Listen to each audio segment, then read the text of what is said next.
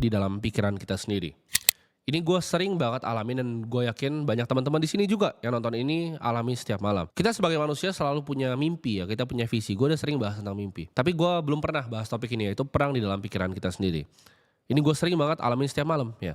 Ketika gue punya visi, gue mau mencapai sesuatu. Tapi rasanya itu pikiran gue ini kayak ngomongin hal-hal lain ya. Walaupun hari ini udah capek nih kerja. Cuman dia selalu bilang, apakah lu orang yang bisa gitu untuk mencapai mimpi ini? Keraguan-keraguan itu ada terus gitu. Bahkan di level gue sekarang pun, ini hal yang gue alami setiap malamnya. Rasanya setiap pikiran-pikiran keluar itu, setiap mau tidur, setiap kita lihat diri kita sendiri di depan kaca, keraguan itu akan tambah muncul dan tambah muncul terus. Tapi ini bisa dilatih ya, makanya gue bilangnya adalah perang di dalam pikiran kita sendiri. Sama dengan ilmu ya, sama dengan uang juga. Kemampuan ya untuk meredam nih suara-suara di otak kita ini, ya perang di dalam pikiran kita sendiri setiap malam. Itu bisa dilatih dan compounding juga. Di namanya hidup, ya hidup ini selalu ada dua pilihan. Lu mau jalan yang mudah, apa lu mau jalan yang sulit? Nah ini gue kasih tau kalian, jalan yang paling banyak diambil sama orang-orang kayak kalian ya. Ini jalan yang pertama, jalan yang mudah ya. Ini jalan dimana lu gak usah ubah apapun di hidup lu ya. Lu jadi kayak begitu-begitu aja. Misalnya lu apapun pekerjaan lu, misal lu office boy, ya udah lu jadi office boy aja yang baik gitu. Datang pagi nyapu pulang. Hidup ini pilihannya gampang ya. Lu mau satu atau yang dua. Yang satu ini gue bilang ini lurus nih. Lu lihat jalannya lurus, lu bisa lihat jalannya, depannya jelas ya. Lu tinggal lakuin yang lu kerjain apa. Dan kalau ada yang gak berhasil di hidup lu tinggal salahin semua orang. Gampang kan? Contohnya, lu bikin misalnya bisnis nih, gagal. Gua ditipu, gua ini. Atau bahkan lu belum bikin bisnis nih.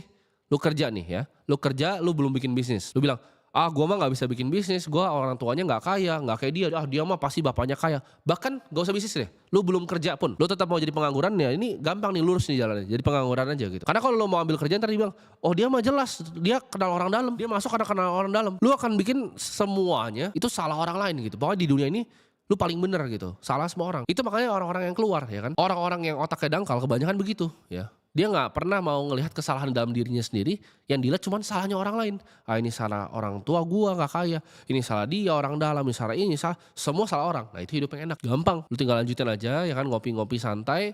Lu lanjutin, salahin semua orang. Enak kan hidup kayak gitu. Tapi di akhir dari jalan yang lurus dan mudah ini, tamannya itu busuk dan gersang. Jalannya gampang, tapi lu nyampe taman busuk dan gersang gitu. Lu akan lihat nanti di depan, anak gua mau sekolah pusing gitu kan.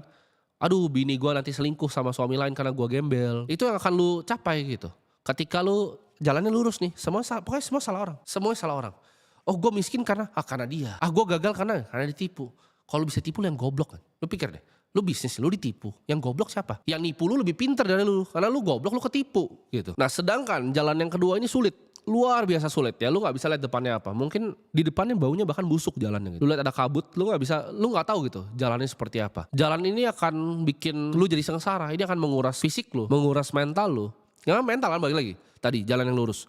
Aduh ini capek, aku mental health ke psikolog. Lu bayangin gitu. Lu udah macam orang tangan buntung di Ukraina tau. Kalian bilang, ini pusing, sakit gitu. Sedih, gue sedih. Cuman karena naik motor hujan-hujan terus lu keciprat mobil terus kayak, aduh capek banget ya dimarahin bos gitu. Lu bisa bayangin coba. Dan jalan kedua ini yang gue bilang, lu mesti perang sama pikiran lu sendiri. Karena setiap kali lu ambil gini, oke, gue decide lu habis nonton video ini, gue mau ambil jalan yang kedua. Setiap kali lu putusin lu mau ambil jalan yang kedua, apa yang terjadi? Pikiran lu perang untuk balikin lu ke jalur yang pertama yang lurus, yang tinggal nyalain orang.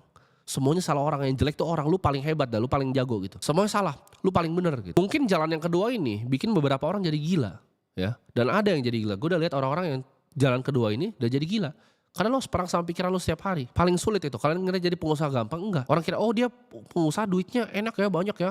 Gue cuma kerja sama dia, gue cuma dapat uang segini. Tapi lo pernah mikir gak kalau bisnisnya gak berhasil, apa yang dilakukan? Dia harus jual asetnya untuk bayar gaji karyawan. Karena itu ada aturannya. Lo gak bisa sembarangan seperti itu. Dia yang makan terakhir. Prioritas pertama itu justru karyawan dulu, baru dirinya sendiri. Gue punya teman ya.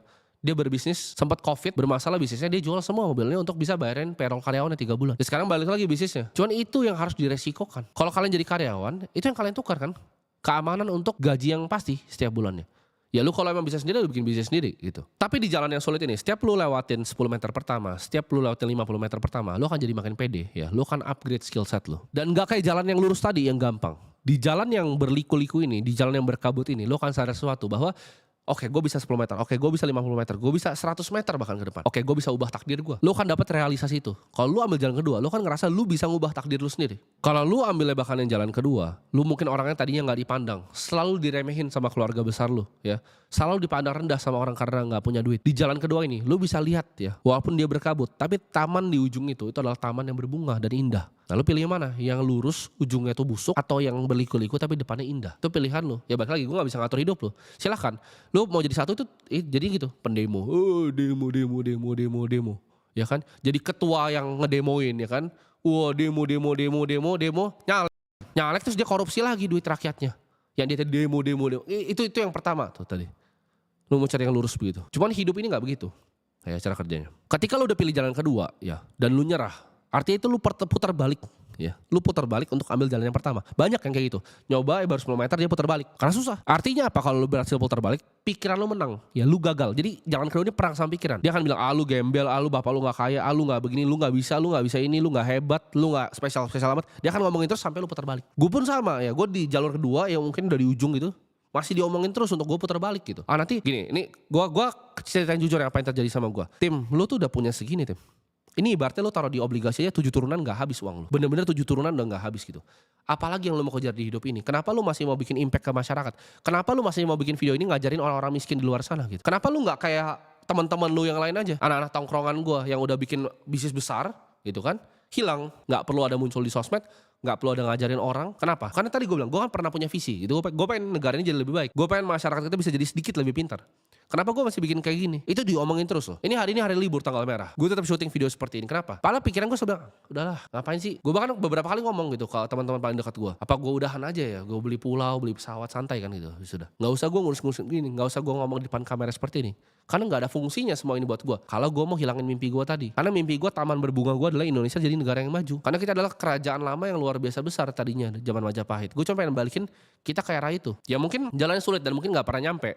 Cuman at least gue rasa hidup gue kayak sia-sia. Karena jujur ya, di uang kayak gue bosan gitu. Terus gue mau ngapain gitu, mau beli mobil. Gue beli mobil tinggal begini, mobil apapun gue bisa beli di dunia. Hilang gitu, kesenangannya hilang di sana. Nah dan ketika pikiran lo tadi menang, kapasitas diri lo, dia akan bilang ke semua badan lo, kapasitasnya stop untuk berkembang. Ya, jadi kalau pikiran lo menang, lo putar balik jalan satu, semuanya hilang nanti, kapasitas lo. Tapi lo kalau bisa lo bilang ke pikiran lo, anjing lah gitu kan.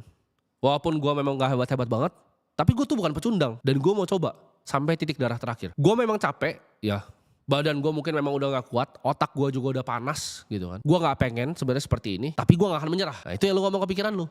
Dan lu tetap jalan tadi 10 meter pertama, 1 meter aja. 11 meter, 12 meter, 13 meter, pelan-pelan ikutin jalannya. Di situ, jadi ketika lu paksa sesuatu ngelewatin breaking point, pikiran lu itu udah lu mau patahin seperti itu, dia akan cari jalan untuk adaptasi. Pikiran lu akan mikir, oke, satu ini gak mau nyerah nih kayaknya. Dia mau tetap di jalan yang kedua. Nah pikiran lo akan merubah badan lo tadi. Kalau lo ambil yang pertama dia akan nyerah. Kapasitas diri lo akan dihilangkan. Tapi ketika dia sadar bahwa si anjing ini gak mau nyerah, orang satu ini gak mau nyerah, apa yang dilakukan? Dia terpaksa, pikiran lo terpaksa untuk adaptasi. Di situ lo jadi hebat. Karena kayak lo nge-gym kan sama, otot lo harus dirusak untuk bisa dibentuk lagi. Pikiran juga sama. Begitu dia sadar bahwa orang ini akan hantam gua terus kayak begini, ya udah, mau gak mau gua adaptasi. Di situ badan lo, pikiran lo kan terpaksa jadi lebih baik, terpaksa untuk improve.